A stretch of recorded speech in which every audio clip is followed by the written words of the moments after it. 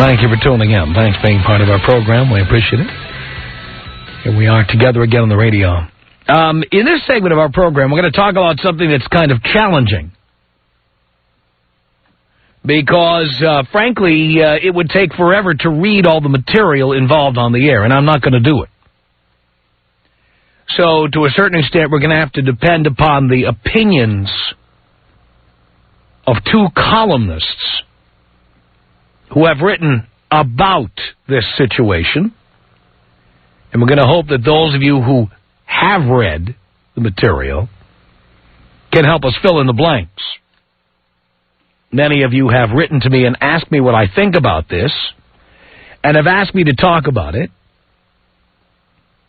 And until the last 24 hours or so, we weren't even exactly sure what everybody was commenting on.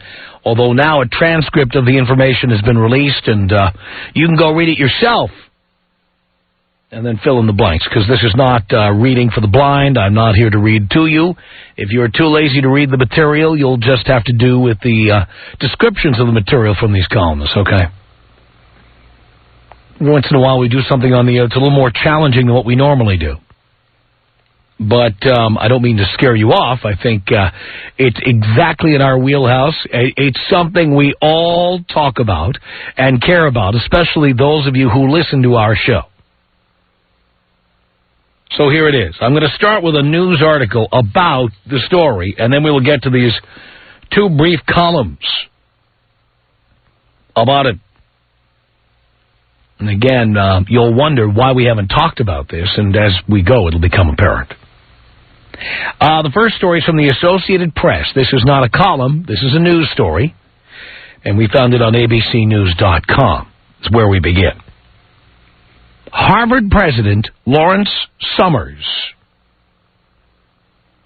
released a transcript of his provocative remarks on women in science and said he relented to help his school get beyond the furor the comments created. But heading into a potentially contentious meeting with faculty on Tuesday, they seem to spark another round of debate. The transcript of Summers' remarks given at a National Bureau of Economic Research conference last month and made public last Thursday shows him arguing that intrinsic differences between the sexes, along with family pressure and employer demands, probably play a bigger role than cultural factors and discrimination in explaining why fewer women than men have top science jobs. Let me interrupt this story right here. He is 100% right.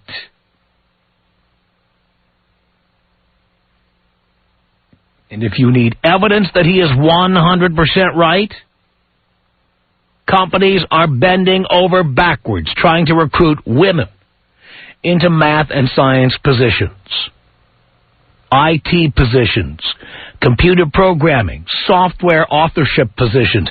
Companies are recruiting. They are going to career days. They are running around the country trying to find women to fill positions. On top of that, it is a statistical fact now that more women than men are going to college. There are more women in law and medical school than men. Today. Facts.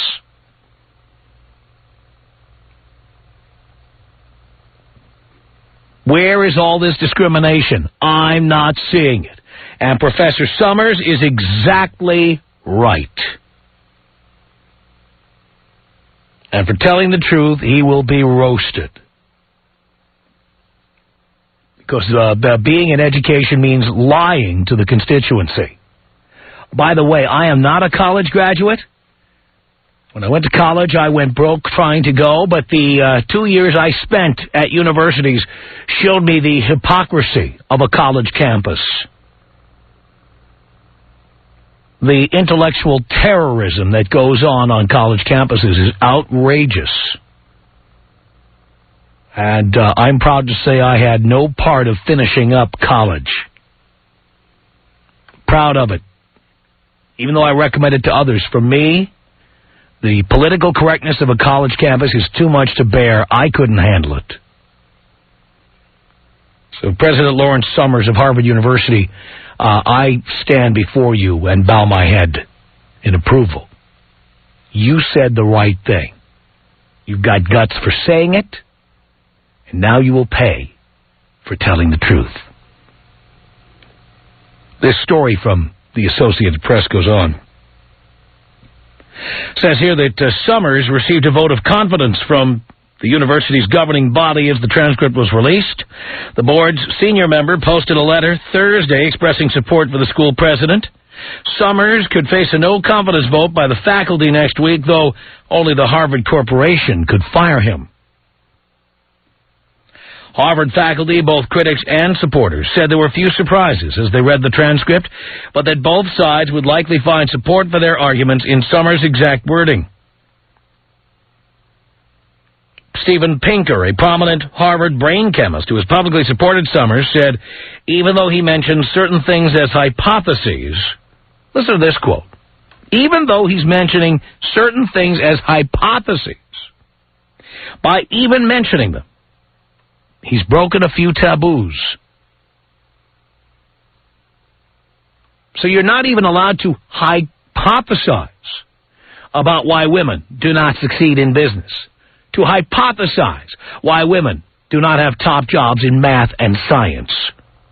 You're not even allowed to hypothesize about why that might be. You're simply supposed to accept the idea that there's some kind of unfairness or discrimination or misogyny or something at work here. There is some kind of illegal activity that is preventing the little ladies from making it to the top. And if you don't subscribe to that, you will be burned at the stake. It's outrageous. He went on to say, I thought it was a very careful and analytical treatment of the problem. But psychology professor Elizabeth Spelke said in reading the remarks she found them wrong point by point, though she welcomed the release of the transcript. In Harvard's Science Center Friday morning, a number of students said they hadn't digested the 6,700-word transcript, but planned to. One who had read it said she thought it cast Summers in a slightly more favorable light. Sopan Shah, a pre-med undergraduate, said she had come to believe, quote, Summers didn't mean to be offensive. Maybe he's just misinformed. Oh, yeah, he's misinformed. All he's doing is saying this is his hypothesis, meaning it's his opinion. An opinion cannot be misinformed. You may disagree with it, but you don't know the answer any better than President Summers does, do you, dear? No, you don't. Still, she added, the fact that he said it doesn't reflect well. She added, he's the president of Harvard. When you're in that position, you can't say controversial things without controversy. Why in the world are these things controversial? And by the way, what is wrong with controversy on a college campus? Isn't that the point of going to college? Debating issues, having a debate team. Somebody says something that somebody else disagrees with, and there is healthy debate among people. No, college classes and university campuses have turned into nothing more than politically correct armed camps where they're just waiting for somebody to say something politically incorrect so they can fire on them. It's outrageous. It says here that Summers' comments about an impact well beyond Harvard's campus. The presidents of Princeton, Stanford, and the Massachusetts Institute of Technology have criticized him. And graduate students at Yale protested Thursday because their school's president, Richard Levin, has not spoken out on the Summers matter. Summers said in a letter posted on Harvard's website that he released the document reluctantly at the request of faculty members and in the hope of helping two committees he has appointed to explore gender issues get on with their work. The transcript appears to support Summers' contention that he was discussing how, in the general population, men are more likely to have science and math test scores in the highest and lowest ranges, while women's scores are more clustered in the middle. Facts again. But in explaining why fewer women scientists rise to the top, Summers said he was inclined to favor the explanations of family pressure and biology as explanations over discrimination and social factors. He's right. And if he's wrong, why is he not entitled to express this opinion in public? Whatever happened to free speech, you idiots? Morons. God damn. In his January 14th remarks, Summers repeatedly emphasized that he was guessing, attempting to provoke, and hoped to be proved wrong. So my best guess, he said, to provoke you of what's behind all this is that the largest phenomenon by far is the general clash between people's legitimate family desires and employers' current desires for high power and high intensity. Summers said this at a National Bureau of Economic Research conference in Cambridge, Massachusetts. He also said in the special case of science and engineering, there are issues of intrinsic aptitude, and particularly of the variability of aptitude, and that those considerations are reinforced by what are in fact lesser factors involving socialization and continuing discrimination. Summers, who has apologized repeatedly for the way in which he addressed biological factors, reiterated in his letter that, quote, if I could turn back the clock, I would have spoken differently on matters so complex. Well, what choice does he have? Everybody is gunning for this guy, and they are wrong. Now, if you want more on this, I'm going to send you to do a little homework, okay? There are pieces that, if you're a Tom Leykis listener, you'll be outraged by these. Maureen Dowd wrote a piece, among other places. It's on the website of the Seattle Post-Intelligencer today, or it's in the physical newspaper today. Maureen Dowd. The title of the piece is called Speaking of Women But Not Well. And Megan O'Rourke wrote a piece for Slate.com. She's the culture editor of Slate.com, and Megan O'Rourke's piece is called Summer's School. Both of these are just outrageous pieces of material. What the hell is wrong with people? What the hell is wrong with somebody expressing an opinion? What the hell is wrong when somebody is expressing an opinion that gives every indication that it might be right? Why does this piss off the little lady so much? Tom.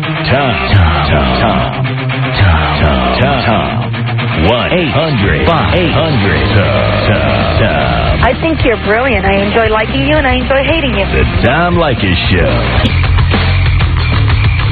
Tom Leykis Show. 1-800-5800-TOM is our telephone number. Daniel on the Tom Leykis Show. Hello. Hello. Yes. Am I on the air with you, Tom? Hey, did you want to be on the air? Yeah, I sure. want to be on the air. Nice All right, to talk hold to you. on, please. I'll put you on the air.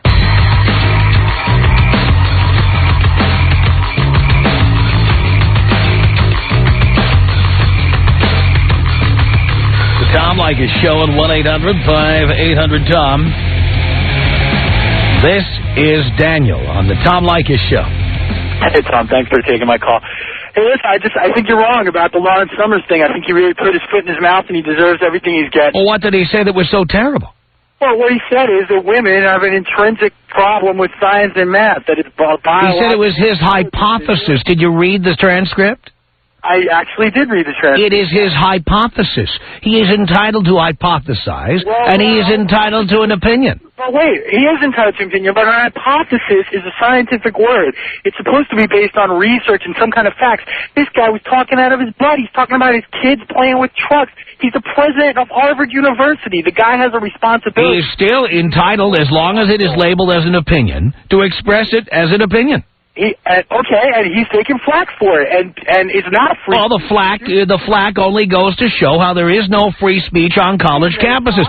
College campuses are nothing more than they are totalitarian organizations where you're expected to toe the PC line. Nonsense, such nonsense. No, it is not nonsense at all. Hold on, totalitarian is what the Nazis were. That is just what it's like. That is just what it's like. Are you going to let me speak? Maybe I'm not. 1-800-5800-TOM. This is Jamie on the Tom Leykis Show. Hello. Hi, Tom. Hi. I just wanted to make a comment. Yeah. I didn't actually read the transcript or anything, but I was just listening to you talk about it. And I think that it's less of a discrimination against women as opposed, it's more so that women as children, as girls, and also as students in college are not encouraged as much in the math and science area. So they don't, it's more acceptable for boys or men. I do believe that women who want to be successful in this field will succeed as long as they are willing to put in the hours and the time that it takes to be successful. Yeah. But I also believe that women grow up with an inherent dislike of math and science. And among other reasons, it's because guys are not attracted to chicks who are math geeks. Well, yeah, that's probably true, but sort of unfortunate. Yeah, it's kind of unattractive, I guess, for a woman to be smart, especially in math.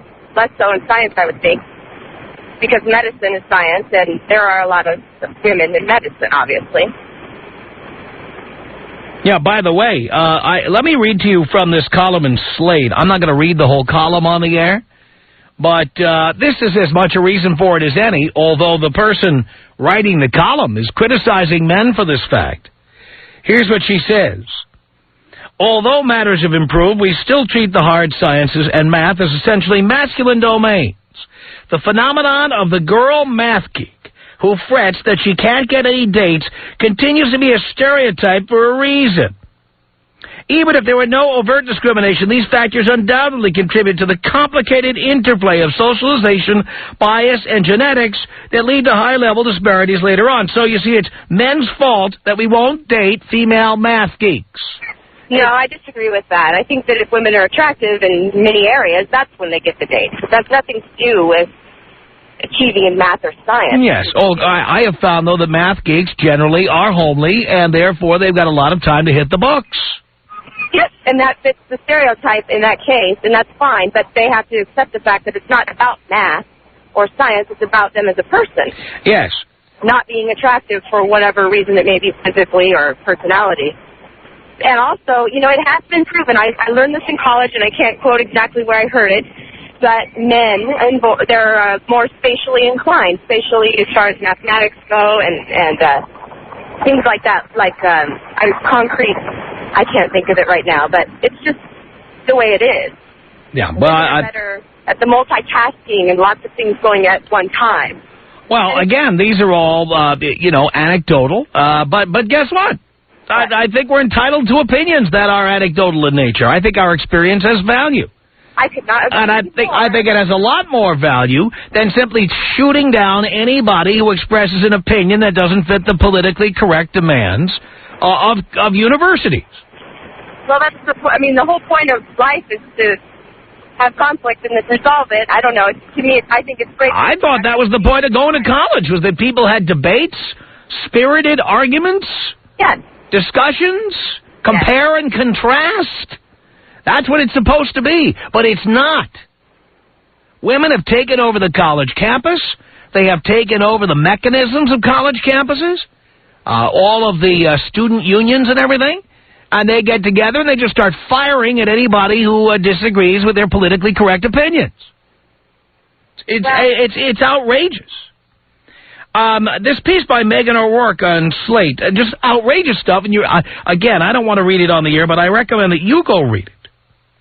Just go to Slate.com. Here's what she says here. The problem is that when it comes to choice, Summers, that's president of Harvard, gives very little credit to the notion that a woman who wants to do, quote, high-powered, intense work faces a slew of obstacles that men don't. Some of these are obvious, others probably aren't. A woman is going to find it much harder than a man to find a spouse who is ready to tolerate her 80-hour work weeks and obsessive relationship to her job. You're right. So what? Is that the fault of colleges? Is that the fault of the companies who are not promoting women to the top, even though they don't have the same credentials or aren't willing to work the same amount of hours as men? Is that the fault of the companies? I don't think so. Goes on to say she'll find it far more difficult to raise a family and far harder to move her family from city to city if her job demands it. Men, look at this, it's our fault. Men still do a lot less than 50% of the domestic chores and housework, according to recent studies. Well, how about you don't get married? But you do it on your own, sister, if you're so superior. And it says here, working mothers don't feel they have the same kind of built-in professional peer group to judge by the continuous arrival of books about the confusions and hostility that accompany modern working motherhood. A lot of that is coming from the kids, the little brats, the little carjackers of the future that you're raising, girls. These are all ways in which institutional and social factors shape both people's desires and their ability to act on them. But when a questioner asked if socialization might not have some bearing on what personal sacrifices women are willing to make for their careers, Summers responded skeptically. Goes on and on and on. You know what? It's not our fault that we do not want to marry women who work 80-hour work weeks, that we don't want to come home to a dark home, that we don't want to do more than half the housework. And as a matter of fact, we prefer not to do housework except when we feel like it, and that goes for when we're living alone or not.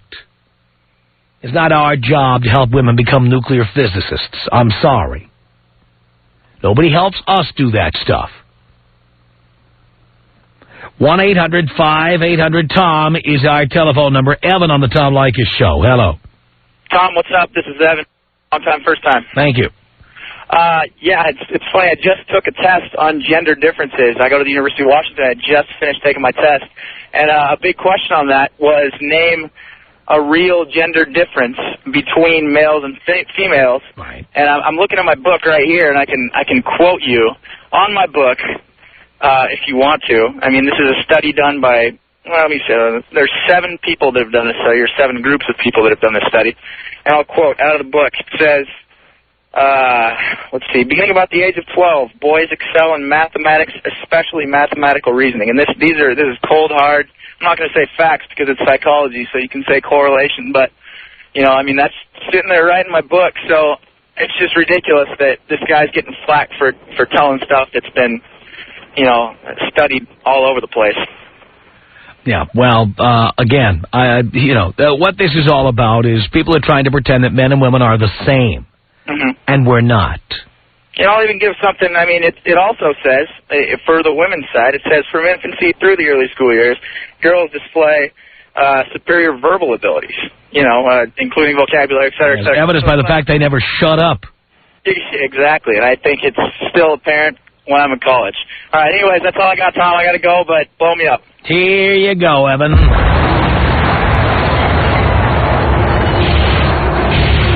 Tom Leykis. 1-800-5800-TOM. If there was no women in this world, what would you do? Y'all be running around circles. No, we wouldn't. Yeah, you would. No, we'd be slapping the salami. The Tom Leykis Show.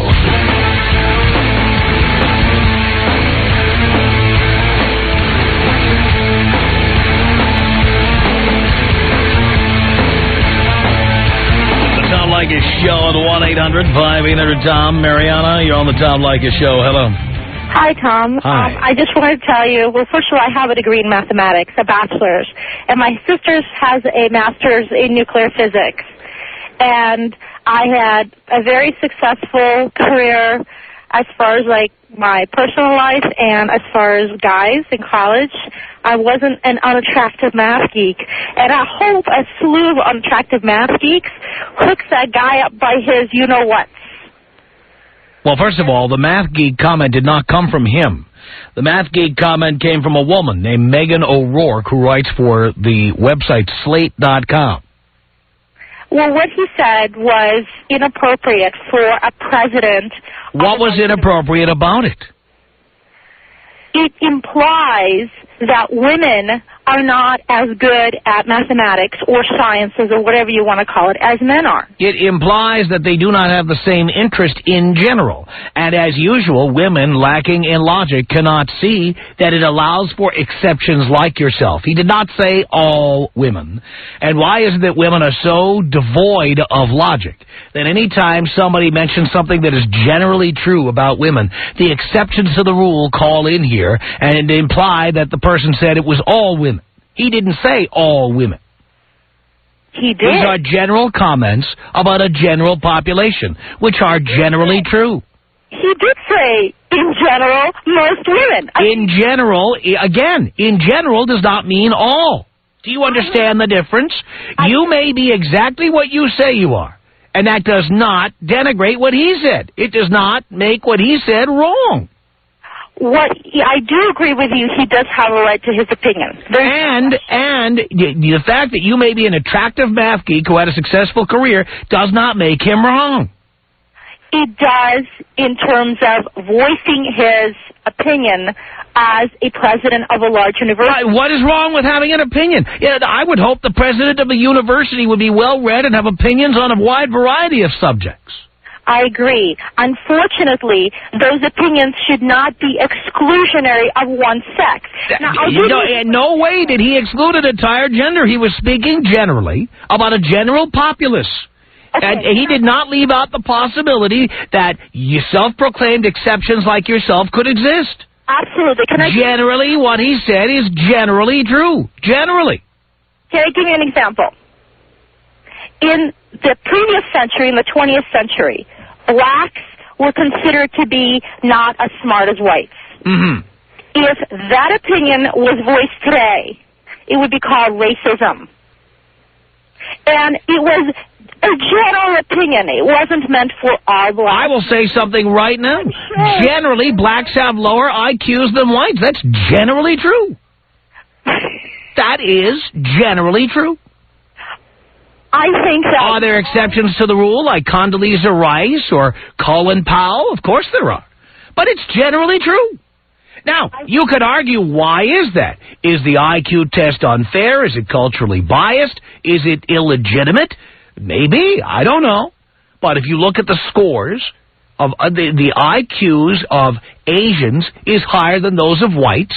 The IQs of whites are higher than those of Hispanics. The IQ of Hispanics higher than those of blacks. That's how the test scores come out.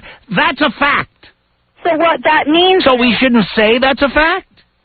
What that means is that we should exclude particular racial groups from, trying to enter Harvard University. Whoever said that? Due to the fact I didn't say it. The president of Harvard didn't say it.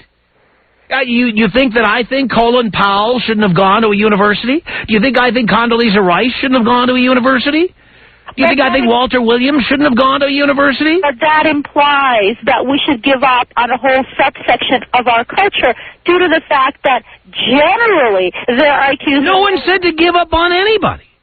But that's what he's implying. He's implying that it's okay because... No, that's your interpretation of what he said. Essentially, he was being asked at a public appearance... He was being asked why women don't rise as high in the sciences. Why don't they get top science jobs like men do? And he gave his opinion. And his opinion is that women don't want to give up on having families, don't want to devote the same number of hours in general. There could be exceptions like you, but generally that's what happens. And generally corporations have demands that you work hard. And this column by Megan O'Rourke in Slate essentially says that a lot of men don't want to sit around waiting for women to come home from their 80-hour work week. She's right about that. I agree. But she's attacking men for feeling that way. Tough luck. Excuse me, I don't like sitting there. My husband comes home after... Well, there you go. 100 work week. But that doesn't mean that anything the president of Harvard said was false. And he has a right to tell the truth. And he has a responsibility when someone asks him, he's speaking to a group of people, and he's being asked a question, he has a right to answer it honestly. Well, what country are we in? He has the right to answer it honestly. But from what I understood from your answer, it wasn't, shall we say, he put his foot in his mouth. He did not put his foot in his mouth. He said he was guessing and hypothesizing, and therefore he made it pretty clear it was his opinion. It would take a complete boob not to understand that he was giving his own opinion. And he has every right to an opinion. He does have a right to an opinion, but it is an opinion that excludes others. And I don't care what it does. It is an opinion that, you know what, has a lot of basis in reality. You just don't like it. I disagree with it. And I don't care if you disagree with it. Guess what? You have a right to your opinion. But generally speaking, there's not a lot of women like you. Well, maybe there aren't a lot of women like me, as that lady said in the article, due to the fact that little girls or young girls are not encouraged to go into... Yeah, and who's raising children? Who raises children? Who gets 90... By the way, who gets 90% of the child custody in this country? Who gets 90% of it? It's women. So if you want to blame somebody, blame the women who are raising little girls. Stop blaming corporations and presidents of universities and others. It is women who raise the women of the future, and it is the women of the world who raise women to believe what they believe. You can't blame that one on us. With education. It's in education, in schools, that girls and boys are first segregated. And who are most of the elementary school teachers, darling? Who are most of them? Who are most of the librarians? Who are they? You know what? What gender are they? What gender are they? I'm not letting you go on until you answer that question. I agree with you. Most elementary school teachers are women. Most librarians are women. Most junior high school teachers are women. You know what? Most of them suck in math. Well, there you go. And whose fault is that? The previous generation of women who were teaching. You can't blame this on us. Jolene, what do you want to say to Mariana? I heard that. Shut the hell up already. About what? You don't like it, don't read it, don't listen to it, shut up. I think I have the same right to voice my opinion as the president of Harvard that Tom is defending so vigorously. He has the right to his own opinion. It's the United States of America. Shut up if you don't like it. Apparently you didn't hear what I said. I said he has a right to his opinion, but he doesn't have a right to express it. He doesn't have a right to express his opinion. What good is having an opinion if you don't have a right to express it? That's right. Because he expressed it in his role as the president of Harvard. If he had expressed it in a bar with a beer in his hand, that would be one thing. Shut up. Express it in a speech? Go away. Go figure out your 2 + 2. Just leave everybody else alone. Oh, please. Go spread your legs for somebody else and think you're hot. Give me a break. Sounds like a math geek to me. 1-800-5800-TOM. 1-800-5800-866. Dave, you're on the Tom Leykis Show. Hello. Hello. Is this Tom? No, I'm the Philly. Can I help you? No, I was just on hold. All right, hang on. The Tom Leykis Show. Tom Leykis Show. 1-800-5800-TOM. Christine, hello. Hello? Is that a question or a statement? Oh, I'm sorry. My cell phone cut out. Hi, Tom. How are you? Do you care? I absolutely care. I'm doing great. Favorite. Thank you. I am a longtime listener, and I really value your opinion, so this is why I'm calling in. My general question is, what is your expectation of women? Because on one hand, you say that, we should be home, have dinner cooked, the house cleaned, press your shirts. But then on the other hand, you want us to be so equal with women, so we work our butts off, we go to college, we get educations, we work 80 hours a week, Well, that's not what I said, actually. You're misquoting me. I'm saying a woman who wants to be with me has to be prepared to make dinner, fold my socks, press my shirts, pack my things when I have to leave town, and those lights have to be on when I come home. So would you generally... If I want to come home to a dark house, I'll live alone. But you'd want, a life partner, though, or... I know you would say, well, don't get married, but you want... The only way I would have a woman live with me is if I intended for her to live there for good. Well, without marrying her? With or without. By the way, as I have said so many times, there's no benefit to a man to get married. I know you say that, but that is so not even true, because you get a free housekeeper, you get a free... No, it's not free. There is no free lunch. And in fact, it's cheaper. I have a housekeeper, and it is cheaper to hire a housekeeper than a wife. That is so not true. I'll tell you in what ways it's true. I'll tell you how it's true. I've never had to buy my housekeeper clothing, accessories, a plane ticket. I've never had to pay for her groceries. Well, you're buying yourself your own groceries, so... I've never had to give up half of my property, half of my house, half of what I own, half of a bank account. Well, that I totally understand. I feel bad for guys in that sense. That's why I'm saying there's nothing in it for a guy to get married. You can hire a housekeeper. I could have my housekeeper come every day every weekday for an entire year, and that cost would be about $36,000 a year, which would be a lot cheaper.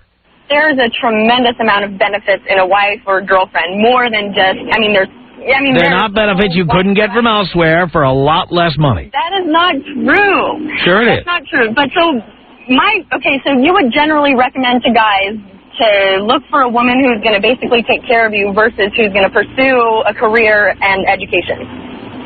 Yeah, absolutely I would. So I know you teach women how men think, so for us women... This is what men want, too. So you would suggest to us women to forget about your educations and... No, I suggest you do whatever works for you, but I'm telling you, no man wants to wait until you come home from work at night.